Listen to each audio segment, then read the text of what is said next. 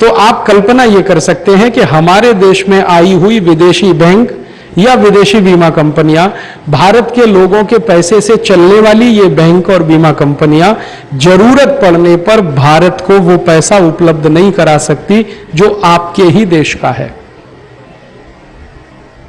आप उनको कंपेल नहीं कर सकते, मजबूर नहीं कर सकते। एक और दूसरी बात बताता हूं, इससे ही जुड़ी हुई, सुनामी प्रभावित क्षेत्र में जब ये सब हुआ, तबाही हुई, तो इसमें कई ऐसे लोग मारे गए जो भारत की बैंकों में काम करते थे। ऐसे लोग मारे गए, लेकिन ऐसा भी हुआ कि उनके परिवार में उनके बीवी बच्चे बच गए। पुरुष मर गया, पति मर गया, बीवी बच गई, या बीवी मर गई, पुरुष बच गया, या बीवी माता पिता दोनों मर गए, बच्चे बच गए, ऐसा हुआ। तो भारत के प्रधानमंत्री ने रिजर्व बैंक ऑफ इंडिया को निर्देश दिया कि जिन बैंकों के अधिकारियों के परिवार के लोगों की मृत्यु हुई है, उनमें उनका जो भी अगला नजदीकी हो उसको नौकरी दे दी जाए। तो तुरंत स्वीकृत हो गया। तो स्टेट बैंक ऑफ इंडिया ने मद्रास में ऐसे कई लोगों को अभी भर्ती किया है जो उन परिवारों के हैं जो पहले उस बैंक में काम करते थे, और वो भर्ती प्राथमिकता के आधार पर हुई है, उस आधार पर नहीं हुई है, उनकी काबिलियत के आधार पर नहीं हुई है। काबिलियत उनको दी जाएगी, वो काबिल नहीं है, उस पोस्ट को होल्ड करने के लिए काबिल नहीं। अब बैंक उनको ट्रेनिंग देके तैयार करेगी, ठीक है। जब विदेशी बैंकों से ये कहा गया कि आप भी करो, तो उनका सॉरी, हम नहीं कर सकते, क्योंकि हमें कंपटीशन करना है, हमें एफिशिएंट लोग चाहिए, हमें ऐसे लोग नहीं चाहिए। तो अब की बार प्रधानमंत्री को सुनामी भूकंप में भयंकर झटका लगा है इसका, क्योंकि ये प्रधानमंत्री मनमोहन सिंह सबसे ज्यादा विदेशीकरण और प्राइवेटाइजेशन की बात करने वाले व्यक्ति रहे। अब उनको समझ में आ गया है कि प्राइवेटाइजेशन का दुष्परिणाम और दुर्भाग्य क्या होता है। माने देश के ऊपर भयंकर संकट आ जाए तो भी वो मदद करने को तैयार नहीं। और इससे भी ज्यादा इंटरेस्टिंग बात, और आप उन पर दबाव नहीं डाल सकते, वो अपनी मर्जी के मालिक हैं। इससे भी आगे तीसरी एक बात, सुनामी भूकंप जब आया तो भारत के प्रधानमंत्री ने भारत की सरकार की सेवाओं में काम करने वाले हर कर्मचारी को 1 महीने की पगार देने का निर्देश दिया। तो उस पर निगोशिएशन हुआ, तो निगोशिएशन होकर यहां तक आया कि कम से कम 1 दिन की पगार तो देनी पड़ेगी। तो भारत के सभी सरकारी कर्मचारियों को बिना बताए हुए उनकी तनख्वाह से 1 दिन का, कहीं कहीं 2 दिन का, 1.5 दिन का वेतन काटकर प्रधानमंत्री कोष में जमा कर दिया गया, ठीक है।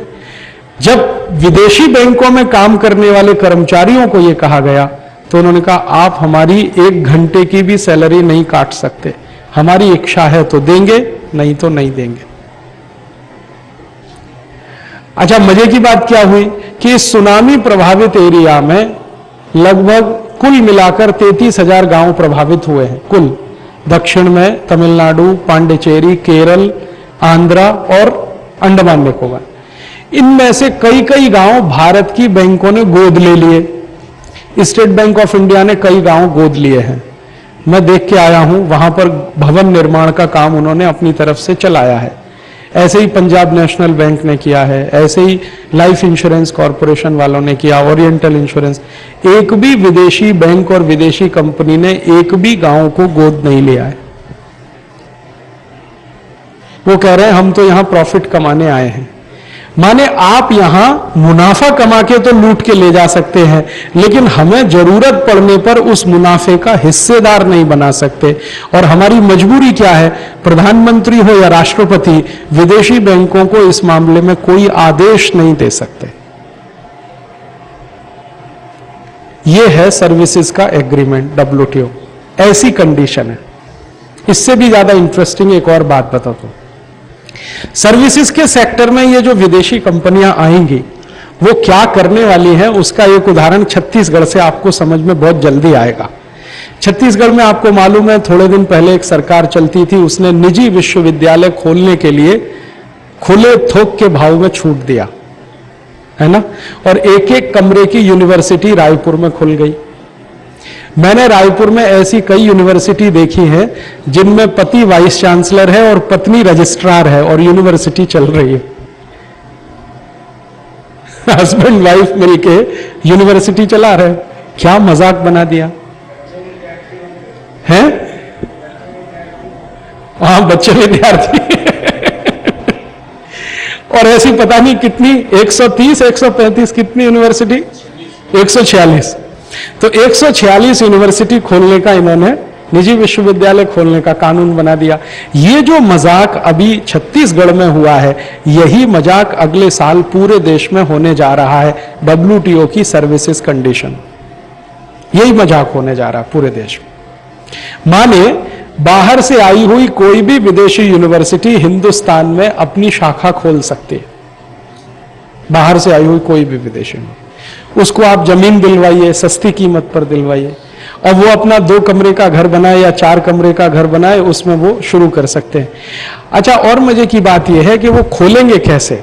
जैसे मान लो, एक नाम लेके मैं बताता हूं, जॉन हॉपकिंस यूनिवर्सिटी है, या मैसाचुसेट इंस्टीट्यूट है, या आप अगर ये बहुत बड़ी यूनिवर्सिटी का नाम ले लो, ऑक्सफोर्ड है, ठीक है। ये क्या करने वाले हैं, ये हिंदुस्तान में अपने ब्रांच ऑफिसेस खोलने वाले हैं। ये यूनिवर्सिटी नहीं बनाने वाले, ब्रांच ऑफिस खोलने वाले। ब्रांच ऑफिस माने एक 20 बाई 20 का कमरा, अच्छा वेल फर्निश्ड, AC लगा हुआ वगैरह वगैरह। तो वो वहां खोल दिया उन्होंने, दिल्ली में, बंबई में, कलकत्ता में, मद्रास में, रायपुर में, जगह जगह खोल दिया।